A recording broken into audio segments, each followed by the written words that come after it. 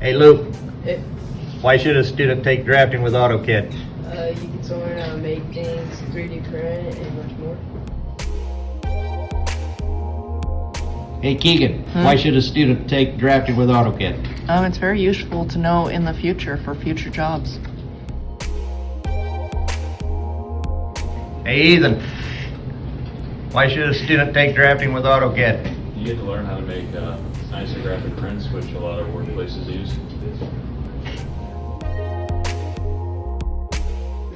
Hey Amaris, why should a student take drafting with AutoCAD? Because it's like a different type of work environment. You get to work on like interior, exterior, 3D shapes and all type of different stuff like that. Hey Max, why should a student take drafting with AutoCAD? I mean, I enjoy it, and like it's an easy entry job for college or high school.